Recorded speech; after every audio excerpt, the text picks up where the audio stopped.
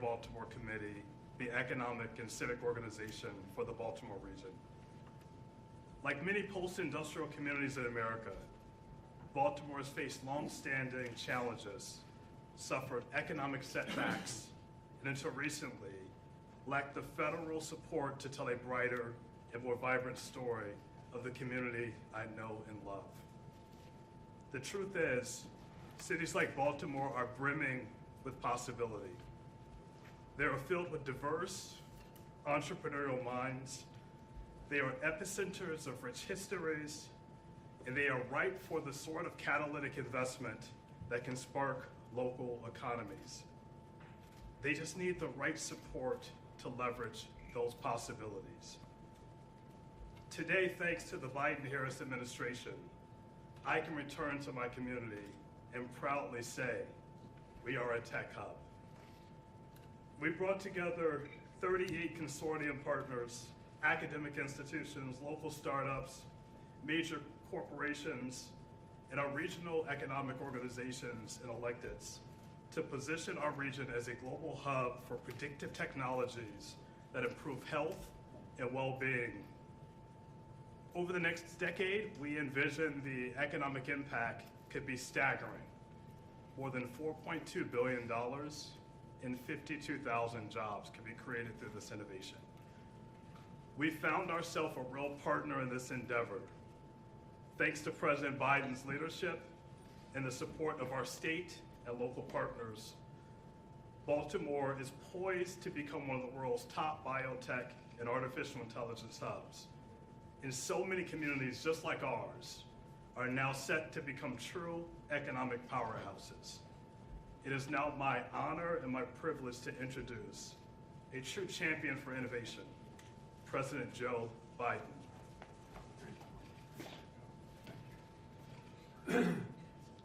Folks, Mark, thank you very much for the introduction. Look, a little over a year ago, I signed the Bipartisan Chips and Science Act. That act did two things. Excuse me, I have a little bit of a cold. First, it's a historic investment in bringing the semiconductor industry back to America. We invented the semiconductors. The little computer chips are about the size of the tip of your little finger. They affect nearly everything in our lives, from cell phones to automobiles, refrigerators, to the most sophisticated weapon systems we have. America invented these chips, but over time we went from producing nearly 40% of the world's chips down to producing just over 10%. And as a result of the Chips and Science Act, the semiconductor companies all over the world are investing over $100 billion to bring chip production back to the United States. I've visited almost every major center, starting from South Korea on, and they want to be here, building the chips here in America.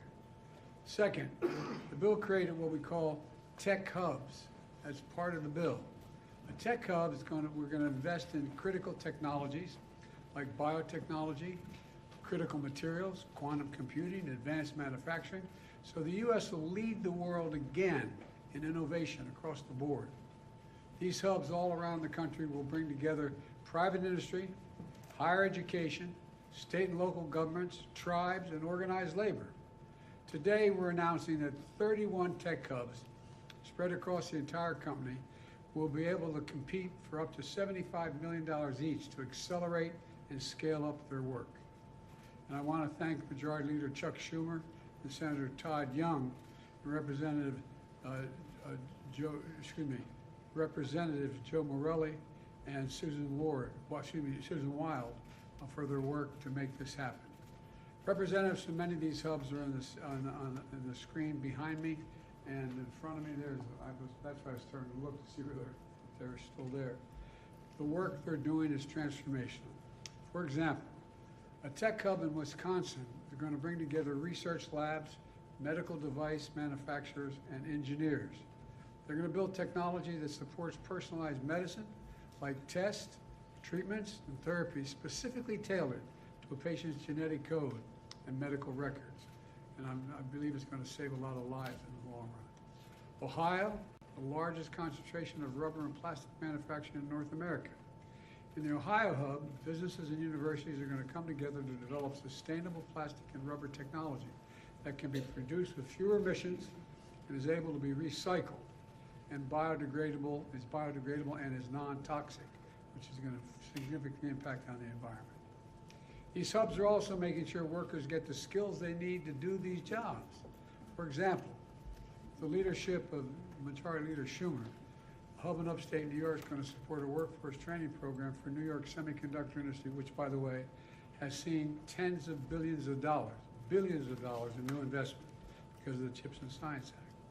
This hub will have a particular focus on training people from communities historically left behind, like women, people of color, to work in the semiconductor industry. The list goes on. We're doing this from coast to coast, and in the heartland, in red states and blue states, small towns, cities of all sizes. All this is part of my strategy to invest in America and invest in Americans. It's working. We're creating good jobs in communities all across the country, including places where for decades factories have been shut down, hollowed out when jobs moved overseas to find cheaper employment. Over the past few decades, these communities lost more than jobs. They lost their sense of dignity, of opportunity, sense of pride. We're going to change all that. Tech hubs are going to bring this work to where people live in communities all across America. The press has started to call my plan Bidenomics. Well, under Bidenomics, you don't have to leave home or your family to get a good job. For too long, science and innovation and economic opportunities that came with it were concentrated on the coast. As a country, we used to invest 2% of our gross domestic product in research and development.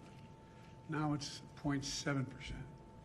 How can you lead the world when you no longer lead in research and development? My plan is to changing that. Under Bidenomics, we're going to make sure America's future is made in America. You know, it's leading to a manufacturing boom, attracting over $600 billion so far in private investment in American manufacturing and our clean energy future. For too long, we looked around the world to find, corporations looked around the world to find the cheapest employment and then imported the products they made, the foreign product. Now, we're creating American jobs and exporting American products. And that's good for everybody. These tech hubs will be transformational, and they're part of a long line of transformational investments we've made since I took office. And as a result, I truly believe this country is about to take off. Because for the first time in a long time, we're investing in America. And we're investing in American people. We're investing in our future. I can honestly say I've never been more optimistic about America's future.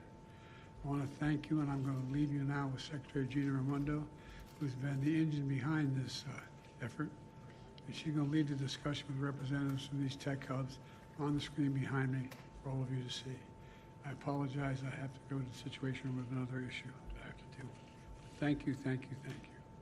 Sir, Pope Francis spoke with you yesterday. You spoke with Pope Francis by phone yesterday. I did. How did that conversation impact you? What did you take away from that conversation with Pope Francis? Well, there's just one question. The Pope and I are on the same page. He was very, very interested in what we were doing to deal with some of the crises that we're facing, particularly in Israel this time around. And I laid out to him what the game plan was, how we thought we should be providing the kind of assistance to Israel that needed. And the Pope was across the board supportive of what we're doing. Thank you. Should Israel stop the U.S. supporting the hostages for a ceasefire deal? Why did you? We should have a ceasefire. It's not a ceasefire. We should have those hostages released, and then we can talk. Has there been any progress on that, Mr. President? Okay, thank you, Press. We're going to line up here by the door. David.